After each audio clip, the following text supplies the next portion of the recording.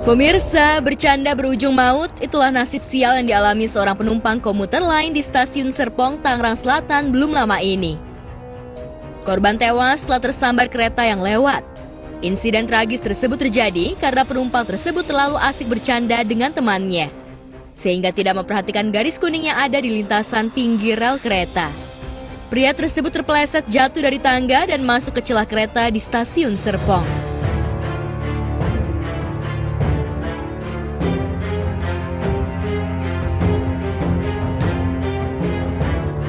Kronologis seorang pria masuk celah kereta dan tewas sedang ramai diperbincangkan halayak ramai.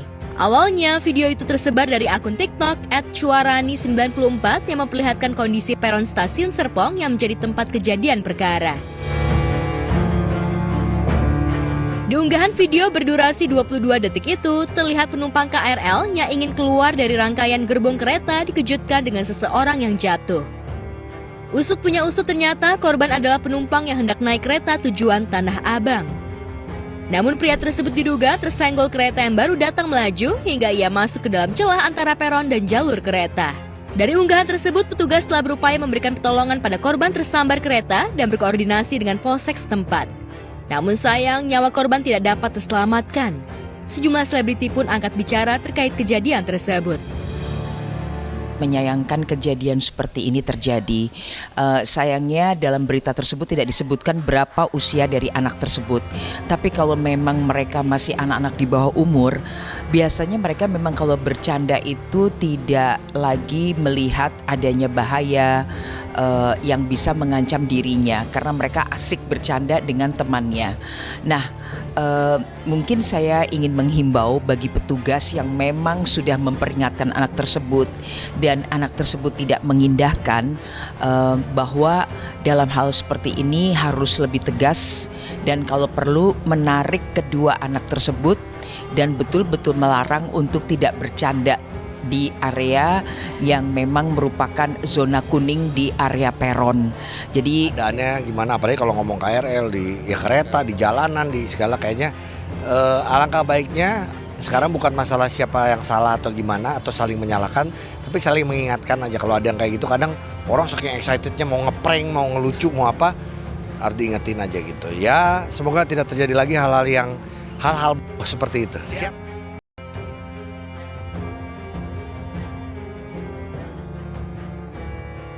Sementara itu, video momen bocah sekolah dasar kunjungi ibunya yang tengah dipenjara di sebuah sel tahanan di kantor polisi di Gorontalo viral di media sosial. Momen tersebut menjadi viral usai beredar video yang diunggah oleh akun TikTok @yusriadi0. Dalam keterangannya disebutkan bahwa sang anak ingin menemani ibunya dalam jeruji besi karena besok adalah hari libur sekolahnya. Sesak rasanya melihat seorang anak ingin menemani ibunya tidur di dalam jeruji besi karena katanya besok libur. Demikian isi narasi dalam video yang diunggah tersebut. Biar semua orang tua fasih untuk mengajarkan anaknya lebih baik. Kan kadang anak yang ada yang menjengkelkan, yang perlu pengawasan lebih detail. Dalam video berdurasi pendek itu, terlihat seorang bocah dengan mengenakan hijab dengan membawa tas ransel dan sebungkus makanan dalam kantong plastik yang akan ia berikan kepada ibunya. Tak lama kemudian, petugas juga membukakan pintu besi penjara dan memberi izin bocah tersebut untuk menemui ibunya. Tak lama kemudian, petugas juga memberi piring plastik kepada bocah tersebut untuk tempat makanan yang dibawanya itu. Adapun tujuan kedatangan anak perempuan berhijab itu ke penjara adalah untuk bertemu dengan ibunya yang harus mendekam di balik jeruji karena diduga terlibat dalam kasus penganiayaan.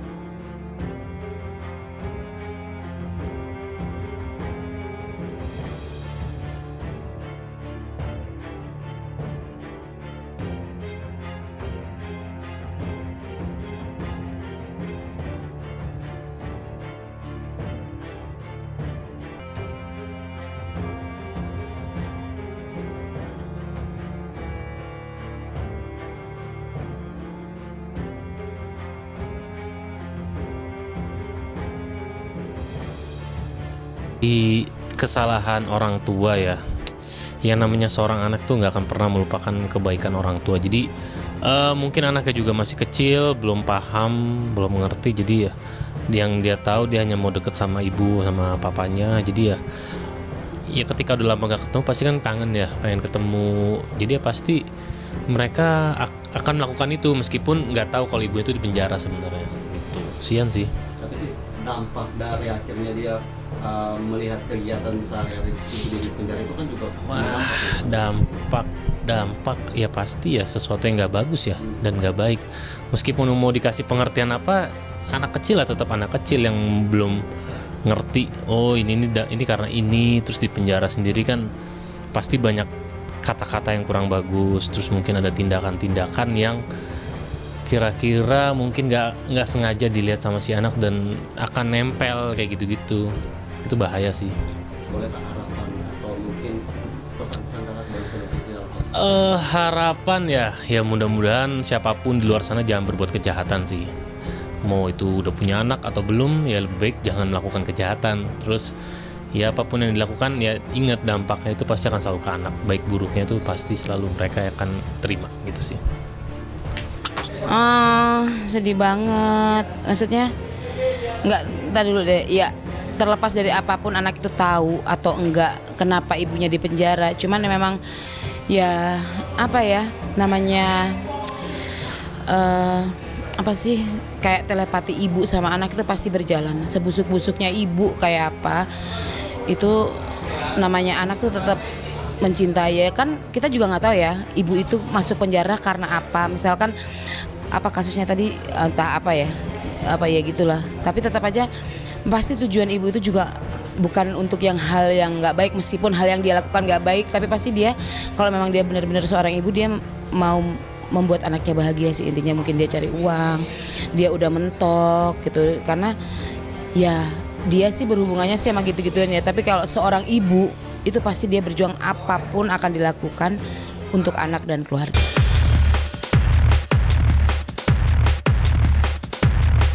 Sementara itu, kasus dugaan penganiayaan yang dilakukan Leon Dozan terhadap kekasihnya, Rinoa Aurora, masih terus bergulir panas di kepolisian. Akibat dari penganiayaan tersebut, polisi sudah menahan putra Willy Dozan dan Betaria Sonata di Polres Jakarta Pusat. Terbaru, Rinoa yang didampingi ibundanya mendatangi Polres Jakarta Pusat. Benarkah kedatangan Rinoa dan ibundanya itu untuk membicarakan perdamaian yang tengah diupayakan pihak Leon? Udah damai. Kalau dari tante sendiri gimana tante katanya? Saya belum bisa bicara. Tapi gimana tante, masih ditahan ya Leon ya? Iya Ya tante. dong. Tapi sebenarnya gimana tante, emang beneran sudah damai? Awas tante, maaf tante. Katanya nggak damai, katanya tadi kata ibunya. Kita tunggu aja. Kita tunggu aja ya. Iya. Kita tunggu aja. Anak saya luka lebam. Luka lebamnya banyak dan ada hasil visum. Jadi proses hukum tetap berlanjut. Kalau kami memaafkan, kami sudah memaafkan. Tapi perkara ini kami sudah serahkan ke pihak kepolisian untuk penyelidikan lebih lanjut. Dan besok adalah agenda pemeriksaan saksi. Dalam petikan wawancaranya, Ibunda Rinoa mengungkapkan kalau pihaknya tidak menutup pintu damai dengan Leon. Namun begitu, pihaknya tetap mengedepankan proses hukum yang tengah berjalan di kepolisian. Diungkap Ibunda Rinoa lewat kuasa hukumnya, pihak Leon sudah membuka ruang komunikasi dengan pihak Rinoa untuk menemukan jalan damai. Hari ini saya sebagai tim kuasa hukum sukses ya mendamaikan mereka, dan mudah-mudahan mereka selesai di atas karena sudah bertemu. Sekarang lagi rapat antara pihak keluarga Leon dengan pihak keluarga Reona, dan saya melihat hubungannya jadi mesra kembali, gitu loh. Jadi saya hanya mendampingi anak saya di sini. Tadi ada pemeriksaan tambahan dari penyidik. Tante, ada apa namanya dibilang meluruskan bahwa tante sendiri yang meminta dicabut laporan asalkan si pengacaranya dicabut juga jadi kuasanya. Saya minta ke siapa? Pihak kuasa hukum sebelah. Saya nggak bicara dengan kuasa hukum Leon. Saya nggak bicara. Nah, tadi dia sempat tidak ada pembicaraan. Itu bohong. Sementara itu dengan berurai air mata, Rinoa mengungkapkan luka hati mendalam yang dialami dirinya usai kejadian yang membuatnya trauma hingga saat ini. Untuk menyembuhkan trauma luka batinnya itu, Rinoa sampai didampingi seorang psikolog. Rinoa pun mengungkap kronologis awal mula dugaan penganiayaan yang dialaminya. Kalau Rino sendiri seperti apa? Memaafkankah atau sudah? Mau naikin ya? Trauma ya? Anak saya masih trauma. Iya. Tante pendampingannya seperti apa sih terhadap Rinoa? Saya akan memberikan dia seperti apa. Jadi apa maunya Rinoa akan saya ikutin. Ada pendampingan psikolog? Iya. Berarti selain berperan sebagai orang tua menjadi Saya kuasa hukum juga kan ya? sebagai mamanya juga sebagai kuasa hukum dari anak saya. Jadi saya akan memberikan. Mama psikolog juga seperti apa mungkin? Ya, nanti ya. Tante benar sih? Dia trauma, masih trauma Rinoa karena masih takut karena perlakuan Leon pada saat itu suka ngejar-ngejar dan dia udah tahu sendiri ya ceritanya. Jadi anak saya sekarang masih trauma dengan keadaan yang kemarin yang atas perbuatan Leon, dia masih trauma. Bisa dilihat sendiri kondisinya. Ini pun saya ajak ya udah kita temuin aja media nggak apa-apa. Diungkapkan Rinoa dan ibundanya, bukan hanya sekali Leon melakukan penganiayaan terhadap dirinya. Bahkan keluarga Rinoa sudah memberikan kesempatan berkali-kali kepada Leon untuk memperbaiki perilakunya dan tidak lagi melakukan kesalahan yang sama terhadap Rinoa. Namun bukannya kapok, penganiayaan kembali dilakukan Leon untuk kesekian kalinya hingga meninggalkan bekas lebab dan memar di tubuh Rinoa. Memberikan kesempatan untuk tidak mengulangi kembali, tapi setelah kedua kali masih melakukan lagi sehingga badan anak saya luka memar dengan hasil visum. Jadi kami melakukan laporan menunggu tidak menunggu. Aman.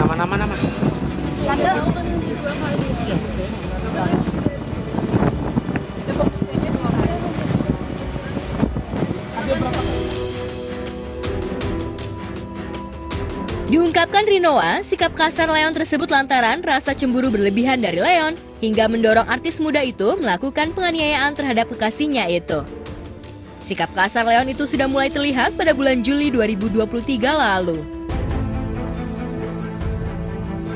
Akibat kejadian tersebut, Rinoa tidak berani keluar rumah hingga kuliahnya dan pekerjaannya terganggu. Kejadian terakhir pada 7 November. Sekali. Ya? Kecewa sekali. Kecewa lah, anak saya badannya lebam-lebam gini. Tapi puas gak sih mungkin dengan dia sekarang sudah masuk ke tahanan gitu dengan diproses? Ya kita berharap Leon bisa belajar ya, bisa berubah lewat peristiwa ini. Baik-baik saja kondisinya. Leon baik-baik saja, alhamdulillah. Pokoknya kita lihat aja. Saya belum bisa bicara apa-apa. Jadi mohon maaf ya, sebesar-besarnya ya. Terus maaf ya.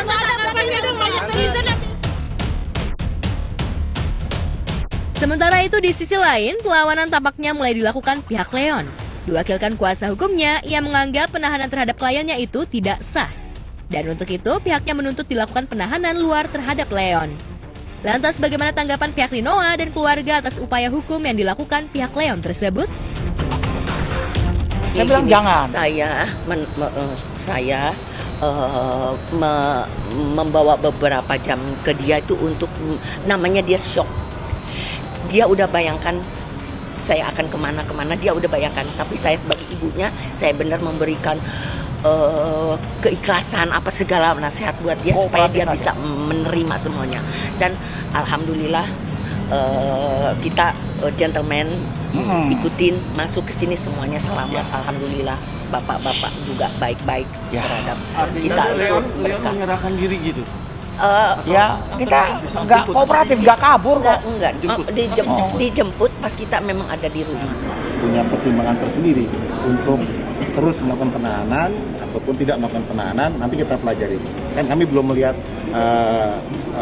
dokumen yang diberikan.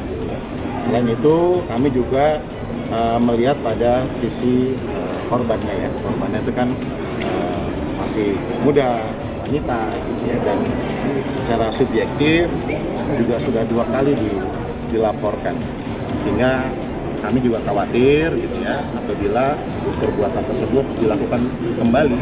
Tapi nanti kami akan pertimbangkan. Ya.